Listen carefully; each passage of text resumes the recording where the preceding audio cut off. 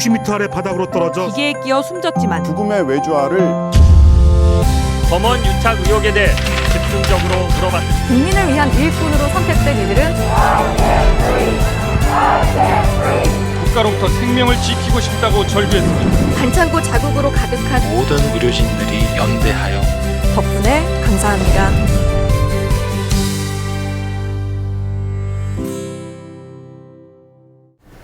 여러분의 저녁을 책임집니다. 소통하는 재미 뉴스프리 데스크의 아나운서 김민호입니다. 안녕하세요. 성지원 기자입니다. 오늘 이 두 회사가 검색어에 하루 종일 오르락내리락 했죠. 네. 바로 대한항공과 아시아나항공인데요.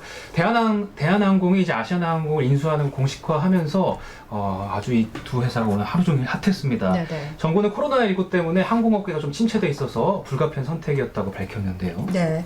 대한항공은 내년에 아시아나항공을 인수해서 우선 자회사로 운영한 뒤에 통합 절차를 밟게 될 것으로 예상이 되고 있어요. 네. 이 대한항공과 산업은행은 인위적인 구조조정은 당분간 인위적인 구조조정은 없다고 선을 그은 상태지만 네. 아시다시피 중복되는 노선도 있고 인력 조정이 상당히 장기적인 관점에서 봤을 땐 불가피할 것으로 보이거든요. 네. 게다가 특혜, 독과점 논란까지 아주 많습니다. 얘기거리가. 이 소식은 뉴스데스크에서 좀 더 자세하게 다뤄집니다. 네.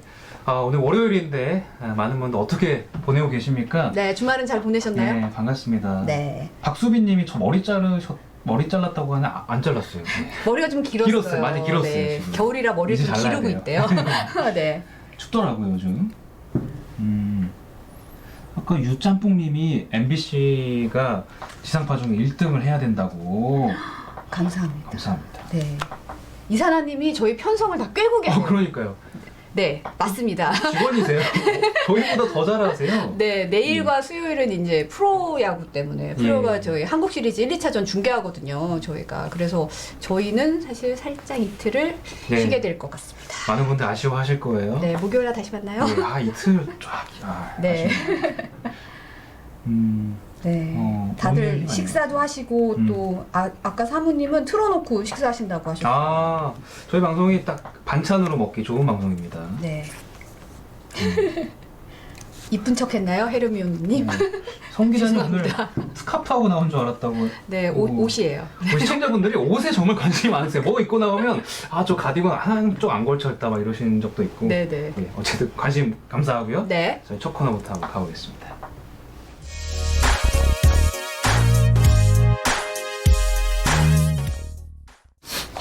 네, 오늘 프리 초대석에는 인권사회팀의 손하늘 기자와 함께합니다. 어서 오십시오. 네, 안녕하십니까. 네. 손하늘 기자가 사실 최근에 아동학대 사건 여러 번 다뤘잖아요. 네. 저희 오늘도 취재를 나갔던 걸로 알고 있는데 어떤 거를 취재하셨죠? 저 오늘도 좀 취재를 갔다 왔는데 이게 그 온몸에 멍이 든 채 숨진 그 16개월 그 영아 사건 아시죠? 네네네. 그 사건이 이제 3차례 아동학대 신고를 받고도 무혐의를 처리를 했습니다. 경찰이. 그게 이제 서울 양천경찰서였는데 이 양천경찰서에 오늘 위탁가정, 숨진 아기의 위탁가정에 그 어머니와 할머니가 그러니까 이 아이가 입양되기 전에 돌봤던 가정의 어머니와 할머니가 직접 경찰서에 항의 방문을 하신 거죠? 그렇죠. 그러니까 생후 8일부터 입양 직전까지 아기를 이제 네. 대신 키워주셨던 그 오늘 또 다른 아이를 또 위탁 가정을 또 하면서 그 아기를 또 업고 오셨어요. 그래서 그때 이제 입양을 보내실 때도 입양 확정돼서 입양을 보내실 때도 굉장히 많이 우셨다고 했는데 오늘도 거의 인터뷰가 안 될 정도로 정말 꺼이꺼이 많이 우시더라고요. 네. 그냥 너무 마음이 아프셨을 것 같은데. 그래도 저희도 이분들이 올린 그 6개월 정도 됐을 때 네. 사진을 봤거든요, 인터넷에서. 네. 너무도 맑게 웃고 너무 아이가 예쁘게 웃고 있어서 너무 마음이 아프더라고요. 그분들은 어떤 입장이시던가요? 예, 이분들은 이제 자기가 입양 직전까지 키우실 때 이제 오다리 같은 것도 없었고 몽고 반점도 많지 않았대요. 그런데 이제 숨진 아이의 어머니께서 이렇게 진술을 할 때 이렇게 오다리를 교정해주기 위해서 좀 이렇게 두드린 것뿐이다. 또는 몽고 반점인데 멍으로 오해했다. 이렇게 주변에 얘기를 하고 다녔다. 그렇게 이제 저희가 취재가 됐지 않습니까? 그 부분에 대해서 이제 경찰이 어떻게 용의자의 말만 믿고, 그러니까 범인으로 의심되는 부모의 말만 믿고 그렇게 사건을 3차례나 종결할 수가 있었냐라는 취지로 이제 항의 방문을 하신 거예요. 그래서 경찰서장 면담까지 요구를 하셨는데 결국 뭐 면담을 하신 못하고 편지만 전달을 하고 이렇게 귀가를 했습니다. 그래서 이 목소리가 오늘 그 신수아 선배가 좀 리포트를 준비 중이어가지고 네, 꼭 좀 네. 들어주셨으면 좋겠습니다. 네. 16개월 된 아기를 좀 학대했다는 사실이 너무 충격적이고 저 말도 안 된다라고 생각을 했었는데 예전에 나갔던 리포트 영상을 저희가 가져왔거든요. 보시면서 이야기 더 나눠보겠습니다. 수사기관에 따르면 장 씨는 지난 8월 중순 당시 12개월이었던 아기의 두 다리를 벌려 넘어뜨렸습니다. 아기가 아파서 울자 멈추기는커녕 1분도 채 안 되는 사이 3번이나 아기를 다시 넘어뜨리고 이를 동영상으로 찍었습니다. 신체적 학대 정황도 추가로 드러났습니다. 아파트 엘리베이터 CCTV에는 사망 한 달 전엔 마치 짐을 나르듯 아이의 목덜미를 잡아들어 두 다리가 뜬 채로 승강기에 태우고 목덜미를 감고 아이를 옮기는 장면도 포착됐습니다. 엄마가 아기에게 했을 거라곤 상상하기 힘든 모습입니다.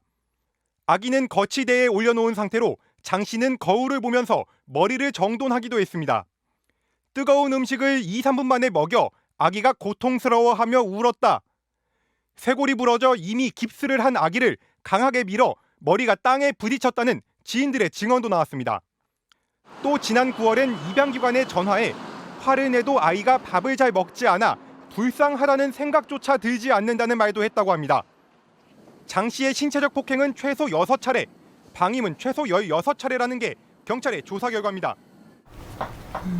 이 사건이 너무 좀 안타까운 게 의심 신고가 여러 차례 있었던 거잖아요. 사실은 예, 예. 아이가 숨지기 전에. 네. 그러니까 어떻게 하면 살릴 수 있었던 건데. 네. 그러니까 이 의심 신고가 여러 차례 더 있었다는 걸 손 기자가 밝혀냈는데 어떻게 취재를 한 거예요? 그러니까 이게 그러니까 처음에 취재를 시작한 거는 16개월 된 영아가 응급실에서 온몸에 멍이 든 채 숨졌다라는 그 한 줄에서 이제 시작을 한 겁니다. 그래서 요거는 사실 이제 뭐 이제 경제신문에서 먼저 그렇게 일부가 나왔고요. 먼저 타사에 일부가 나갔던 나왔고, 거고. 예. 그리고 저희는 이제 다음 날에 따라붙었는데, 근데 이제 취재 과정에서 그 지금 친한 경찰관으로부터 이게 신고가 이제 3차례 더 있었다라는 첩보를 받은 겁니다. 근데 단서를 하나 얻은 거죠. 하나 딱 얻은 거죠. 네, 네. 그러니까 3차례 더 있었는데 어찌된 일인지 분리 조치가 안 되고 결국에는 4번째 신고 때 사망을 했다라고 취재가 돼가지고는 이때부터는 이제 퍼즐 맞추기 식으로 이렇게 쭉 진행이 된 거예요. 네. 그러니까 이게 취재원 보호를 위해서 저도 뭐 이렇게 여기서 이 자리에서 밝힐 수는 없지만 예컨대 예를 들자면 뭐 양천경찰서에서 뭐 첫 신고가 5월이었다라는 어떤 정보를 하나 팩트를 확인했으면 이걸 가지고 아동보호 전문기관으로 가서 그 5월 신고가 무슨 내용이었냐. 그게 5월 신고가 뭐 그때 뭐였죠? 뭐 온몸에 멍이 들어있다. 네. 뭐 이런 거였다라는 것들 또 알아내고 그러면 5월 신고가 이렇게 확인이 됐는데 6월 신고는 뭐였냐? 이거를 또 다른 데 가서 하나 얻어내고 이렇게 하나하나 단서 조각을 맞춰가지고는 그 작업을 이제 하루 동안 한 겁니다. 네. 그리고는 이제 마지막에 그 내용을 확인하려고 어린이집을 찾아갔어요. 방송 직전에.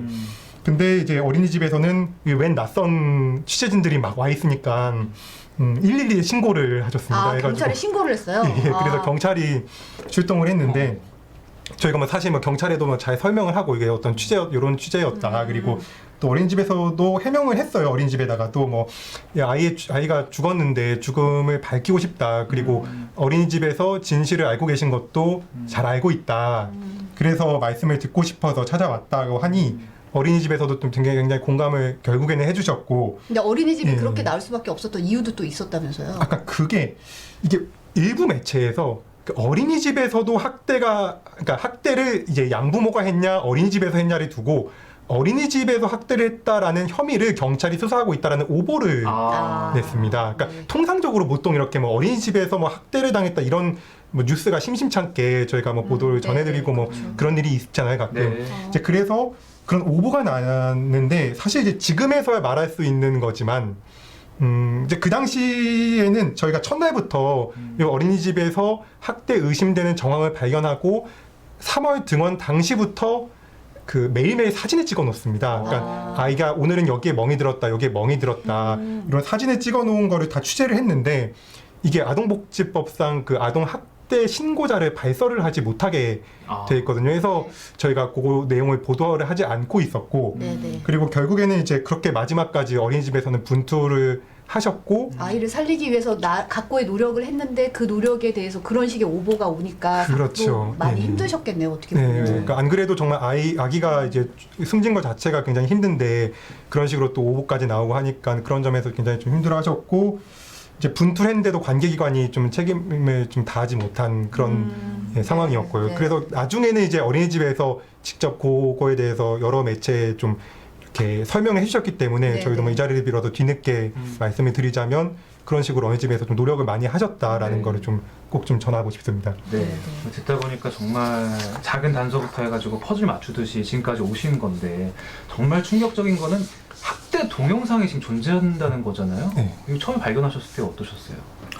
그러니까 이게 학대 동영상이 뭐 시청자분들께서도 어떻게 느끼신지 모르겠지만 굉장히 좀 어찌 보면 좀 엽기적인 것이고 그렇죠. 또 다만 뭐 물리적 폭행 수준까지는 아니었다고는 해요. 다만 아기를 계속 그렇게 정서적으로 괴롭히고는 이거를 스스로 영상으로 찍어서 남기는 거거든요. 그렇죠. 네. 근데 이게 그 구속된 그 엄마 장 씨 있잖아요. 네. 그분의 그 혐의를 밝혀내는데 굉장히 주요하게 쓰였던 겁니다. 그러니까 이게 뭐냐면 이게 엄마가 사망 당일에 8시랑 9시에 학대 동영상을 찍습니다. 근데 네. 이 학대 동영상 내용이 8시에 찍은 거는 아기를 강압적으로 이리 와 불러가지고는 아기가 울면서 다가오는 모습이었고 9시에 찍은 거는 아기에게 억지로 이유식을 먹이고는 음식을 먹지 못하고 물고 있는 모습이었거든요. 얘가 제대로 씹지를 못해가지고 그렇죠. 예, 그런 모습이었는데 서서 이렇게 씹지를 못하고 서 그렇죠. 있는 모습. 예, 딱 그런 모습이었는데 근데 이제 이후에 그 10시 40분에 이제 아이가 의식이 없는 채로 카카오 벤티를 타가서 그 청구의 한 대학병원에 도착을 합니다. 그래서 병원에 도착한 아이는 그 다량의 복부 출혈과 그 굉장히 심각한 뭐 저희가 말씀드리기도 어려울 정도의 장기 손상을 입은 상태였어요. 그러니까 요 상태라면 의학적으로 또는 뭐 생물학적으로 제대로 서 있거나 가만히 누워 있기조차 힘든 정도였는데 너무 부상이 심했기 때문에 그렇죠. 예. 그런데 9시에 이 어머니가 스스로 찍었던 학대 동영상을 보면 아이가 음식을 먹지는 못하지만 멀쩡히 있단 말입니다. 그러니까 서 있는 상태였다는 그렇죠. 거죠. 예. 그러니까 이 아이가 9시부터 그렇다면 10시 40분에 택시를 타기 그 사이에 1시간 40분 사이에 무언가 외력에 의해서 심각한 복부 손상을 입고 병원에 왔다는 거죠. 그렇죠. 그러니까 이 얘기인 즉슨 아기한테 외력이 가해진 시각이 특정이 된 거예요. 9시부터 10시 40분까지. 그러니까 어찌 보면 묻힐 수도 있었던 이 죽음이 이 시간이 특정이 돼버리니까 이 시간 안에 아기에게 손을 댈 수 있는 사람이 누구였는가를 수사를 하면 용의자가 특정되는 거죠. 그렇죠. 네. 그런 상황이었던 겁니다. 그런데 이제 아빠는 8시에 회사로 출근을 했고 이 사이에 집에 있었던 사람은 뭐 엄마밖에 없다. 엄마와 나는- 이제 큰 애가 있었는데 예, 큰 큰딸. 애가 아직 예. 어린 아이고. 그렇죠. 네. 예. 그러다 보니까 물론 저희가 뭐 재판이 아직 뭐 확정된 거기 때문에 뭐 이 사람이 용의자다라고 뭐 저희가 특정을 할 수는 없지만 어떤 유력한 합리적 예, 의심이 혐의점이 가능한 상황인 거죠. 그렇죠. 그게 이제 스스로 찍은 학대 동영상으로 밝혀진 그런 상황인 겁니다. 시청자분들도 댓글창에서 엄청 분노하고 계세요 지금. 네. 근데 저희가 이제 사실 이 인권사회팀에서 손하늘 기자를 부르는 말이 있어요. 뭡니까? CCTV 장입니다. CCTV 영상을 확보하는데 CCTV 찍고 다니는 건 아니고요. CCTV 영상을 확보하는데 이제 사실은 저희가 이제 아무래도 방송이고 영상 매체가 중요하다 보니까 CCTV 그림을 확보하는 게 굉장히 관건이거든요. 근데 어떤 CCTV를 입수했던 건지 저희가 리포트 영상 잠깐 준비했으니까 보시고 또 얘기 나눠보실게요. 건물을 빠져나온 여성이 주차장에 주차된 벤츠 승용차로 성큼성큼 다가갑니다. 겉보기엔 취한 것 같지 않은 걸음걸이입니다. 손잡이를 당기지만 운전석 문이 열리지 않습니다. 잠시 뒤 뒤따라온 남성이 차량 리모컨으로 문을 열어주자 운전석 문이 열리고 남녀가 나란히 차에 오릅니다. 차량은 약 1분가량 움직이지 않고 있다가 잠시 뒤 후진을 해 주차장을 빠져나갑니다. 인천 을왕리 만취 운전 사망 사고의 가해자들이 사고 직전 숙박업소를 빠져나가는 장면입니다. 이거 심폐소생술 하고 있는 분한테 누가 역주행한 거냐고 이쪽으로 와서 말 좀 해달라고 구급대한테 말 좀 해달라고. 네, 운전자의 이제 사고 당일 행적을 밝혀낸 CCTV였는데 저 CCTV는 어떻게 구하신 겁니까? 이게 사실 이것 때문에 이 CCTV 때문에 인천지방경찰청이 뒤집어졌습니다. 왜요? 그러니까 그게 뭐냐면 왜 MBC에만 독점적으로 이런 사건 정보를 막 주냐. 예. 뭐 진짜 그 받은 겁니까? 진짜 독점적으로 확보를 한 거예요? 이 자리를 빌어서 확실히 고백하자면 예, 경찰의 도움은 전혀 받지 않았습니다. 그러니까 이게 되게 국민적 공분이 크게 일었던 사고였잖아요. 그렇죠. 근데 이제 현장에는 CCTV가 없었던 상황이었고요. 예, 그런 상황에서 이제 당시에 최초 목격자라든지 그런 정황을 좀 찾는 작업이 굉장히 중요했는데 이제 저희도 이 최초 목격자를 만났습니다. 제가 만난 건 아니었고 제 동기 이제 김건희 기자라고 있는데 예, 그 김건희 기자가 그 만나 보니 이 그 가해 차량의 그 벤츠의 동승자 남성이 변호사한테 연락해서 차분하게 상황을 설명하고 있더라라는 증언을 확보를 한 겁니다. 근데 이제 동승자는 경찰에서 나는 만취해서 전혀 기억이 없다. 그랬죠. 나는 음주운전을 방조하지 않았다. 혐의를 부인하는 겁니다. 그런 근데 발언을 했었죠. 네. 예, 근데 혐의를 입증하려면 증거가 필요한데 본인은 그렇게 하지 않는다고 하고 있고 지금 이제 목격자 차량에 블랙박스는 있었는데 소리가 녹음은 안 됐습니다. 내부 소리만 녹음돼서 외부 소리는 녹음이 안 됐고 하다 보니까 좀 다른 증거가 좀 필요한 상황이어서 그래서 결국에는 이제 저희 판단은 그냥 사고가 일어난 그 시각에 한번 을왕리를 다시 가보자. 그러니까 이게 밤 9시에 1차 수배판이 끝났고 새벽 1시에 사고가 났으니까 그 4시간 사이에 그 현장을 가면 뭔가 공백이 있는 그 시간에 행적이 좀 그렇죠. 찾아보자. 그 진실은 뭐 거기 언저리에 있을 것이다라는 판단에 좀 가보니까 뭐 쉽지는 않았는데 아무튼 을왕리를 돌아다니면서 뭐 횟집, 편의점, 숙박업소, 뭐 조개구이집 뭐 50곳 넘는 업소를 탈탈탈탈 그냥 털면서 이렇게 취재를 했습니다. 그래서 물어서 이제 결국에는 그날 이제 수배판이 벌어졌던 동선이 완성이 됐는데, 그러니까 횟집 뭐 관계자, 편의점 관계자, 뭐 사장님, 뭐 숙소 관계자까지 이제 다 만나가지고 생생하게 증언을 확보할 수가 있었습니다. 왜냐하면 이게 이분들이 굉장히 막 시끄럽고 싸우고 화내고 막 하시니까 이 사람들이 다 기억을 하고 계시더라고요. 그래서 막 심지어 이제 이분인지 몰랐는데 난 그 사건 그 사람 기억한다 하면서 여기 말씀해 주시는 분도 계셨고 그리고 이제 뭐 CCTV도 그 과정에서 이제 확보할 수가 있었는데 이게 사실 저희가 방송을 못한 CCTV를 설명을 좀 해드리면 이분들이 이제 복도를 걸어 나옵니다. 호텔 복도를 걸어 나와서 엘리베이터를 같이 타고 뭔가 대화를 해요. 네. 예, 그리고는 운전자 여성이 먼저 이제 성큼성큼 호텔에 빠져나가고 여기서부터 이제 방송이 된 겁니다. 거기서 이제 동승자 남성이 따라가서 여성이 열어보지만 문이 안 열리는데 남성이 스마트 키로 문을 열어줍니다. 너무도 자연스럽게 가서 문을 열죠. 그렇죠. 예, 그리고는 같이 타고 후진을 해서 빠져나가고 이 과정이 전혀 기억이 없다. 나는 술에 너무 취했다라고 하기에는 멀쩡하게 대화를 하고 멀쩡하게 걸어가고 하는 게 이제 화면으로 어떤 정황이 확인이 되는 거예요. 그쵸. 그리고 네. 특히 이제 스마트 키로 문을 열어줬다는 거는 이제 음주운전 방조가 성립하게 되는 결정적인 그 대신 어떤 문을 열어준 거니까. 예, 화면 증거가 영상 증거가 되었고요. 그러니까 그렇게 해서 이제 경찰이 방조죄로 이제 송치를 해서 검찰은 아예 교사, 그러니까 음주운전을 시켰다. 예, 그냥 두고 봤다가 아니라 시켰다라고 그 혐의가 더- 공범으로 네. 예, 그 기소를 합니다. 그래서 지금 첫 재판이 열렸고 뭐 계속 진행 중인데 뭐 이분은 뭐 죄송하다라고 하고 있고 뭐 그런 상황입니다. 어떻게 보면 그 CCTV가 되게 결정적인 그러네요. 그런 큰 역할을 장면들을 하셨어요. 그 행적을 밝혀낸 건데 정말 발로 뛰어서 취재를 했네요. 그러니까요. 장인이 이유가 다 있는 것 같은데 야.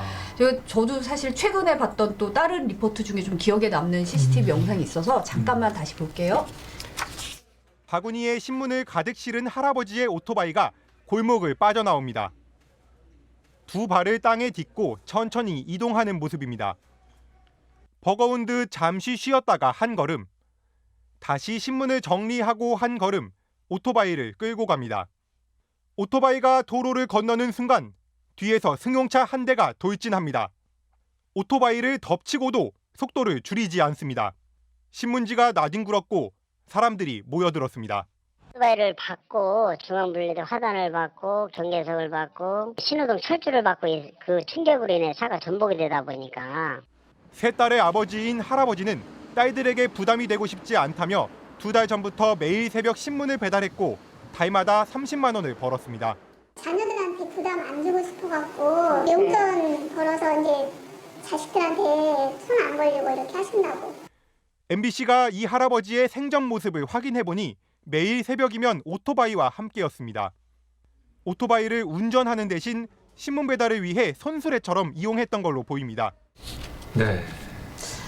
저는 사실 저 CCTV 영상에서 그 신문이 날리는 장면이 너무 슬프기도 했고, 사실 다른 보도에서는 그냥 오토바이를 타고 가다가 사고가 난 것처럼 기사가 많이 났었는데, 어떻게 보면 손수레처럼 이제 면허가 없어서 손수레처럼 끌고 다니셨다는 거잖아요.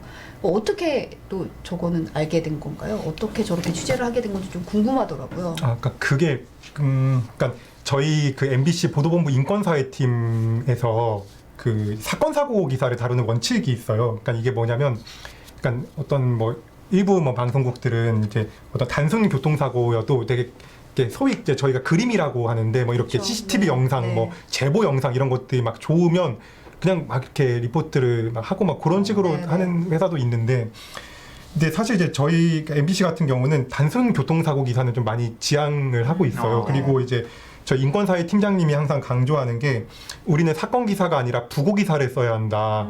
그러니까 이 사건이 어떻게 이 뒷차가 앞차를 어떻게 박았는지 이게 중요한 게 아니라, 그렇죠. 이 앞차에 박혀서 그러니까 뒷차에 박혀서 돌아가신 분들이 삶이 어떠했는지를 우리는 치열하게 파헤칠 수 있어야 한다라는 걸 되게 강조를 많이 하시거든요. 네네. 그래서 이 어떤 생생한 화면을 따는 데 좀 집중하기보다 좀 피해자의 노동이 어땠는지, 뭐 네. 이분의 야간 노동, 뭐 또는 뭐 어떤 빈곤 문제, 뭐 이런 것들, 그런 것들로 좀 끝맺으려고 많이 하고, 이번 사고도 뭐 그런 상황이었어요. 그래서 어떤 삶을 살았는지 찾아보다 보니까 그게 나온 거군요. 그렇죠. 네. 그래서 이제 현장을 취재해 보니, 그러니까 이게 70대 배달원이신데 무면허였습니다. 말씀하신 네네. 대로. 근데 이제 오토바이를 끌고 가다 사고가 난 거죠. 그러니까 여기까지는 이제 보도가 됐던 건데, 그렇다면 이게 당연히 생각할 수 있는 게, 이게 피해자도 잘못이 아닌가. 무면허인데 오토바이 해가지고는 이제 여기서 취재가 시작이 된 거예요. 그래서 네네.